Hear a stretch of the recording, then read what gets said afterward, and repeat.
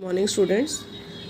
Chapter 2 हमारा complete हो चुका था ऑब्जेक्टिव ऑफ ऑडिटिंग का। उसके बाद देखिए आज हमने नया चैप्टर स्टार्ट करना है, chapter number 3 types of audit, कि इसका जो क्लासिफिकेशन है वो किस तरीके से किया जा सकता है, कौन कौन से तरह के ऑडिट होते हैं। तो वीकेंड से अगर हम बात करें क्लासिफिकेशन की तो देखिए एक चार्ट आपको बुक में दिया हुआ है कि you can classify audit according to the basis of organisation of business, according to practicability, है ना, एंड डिफरेंट टाइप से आप इसको क्लासीफाई कर सकते हैं। तो फर्स्ट हम पढ़ रहे हैं according to organization of business, कि ऑर्गेनाइजेशन के अकॉर्डिंग आपका जो ऑडिट है वो कितने टाइप का हो सकता है। सबसे पहला है स्टैट्यूटरी ऑडिट।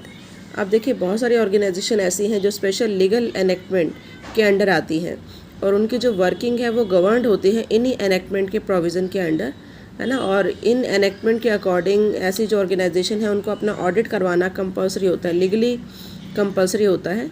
तो इसलिए इसको हम क्या कहते हैं, स्टैट्यूटरी ऑडिट। तो देखिए certain organization are established under special legal enactment and their working is also governed by the provision of enactment, कि इनकी जो वर्किंग है वो भी गवर्नड होती है इनएक्टमेंट के अकॉर्डिंग।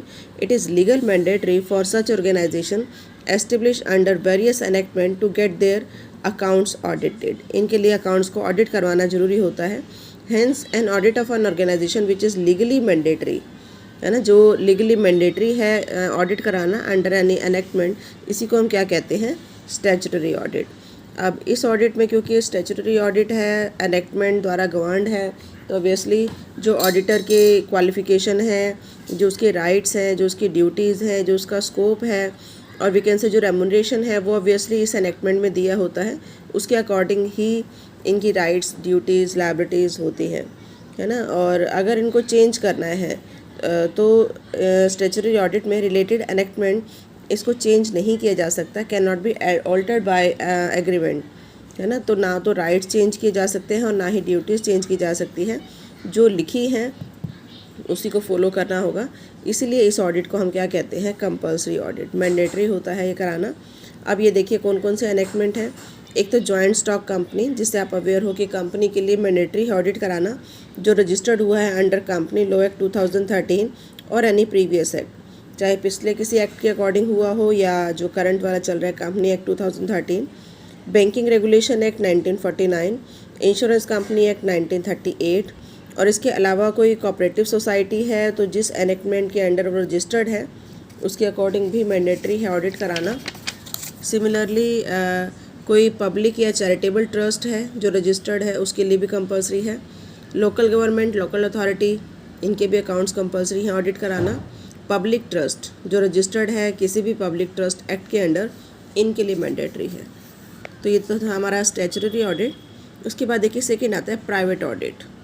आप देखिए नाम से पता चल रहा है private audit means voluntary audit, कि एक ऐसा ऑडिट, ऐसी ऑर्गेनाइजेशन का ऑडिट जो लीगल करवाना, लीगल कंपल्शन नहीं है किसी एनेक्टमेंट के द्वारा, यानी कि जो ऑनर है उसकी अपनी मर्जी है वो करवाए या ना करवाए, depends upon the wish of the organization, है ना। अगर वो चाहें तो वो करवा सकते हैं, क्योंकि आजकल सभी चाहे छोटे मोटे जो बिजनेसमैन हैं वो भी ये चाहते हैं कि उनके अकाउंट्स को ऑडिट कराया जाए, क्योंकि वो भी चाहते हैं कि कोई मिस्टेक ना हो, कोई फ्रॉड ना हो, है ना, या assessment of sales tax, assessment of income tax easily हो जाए।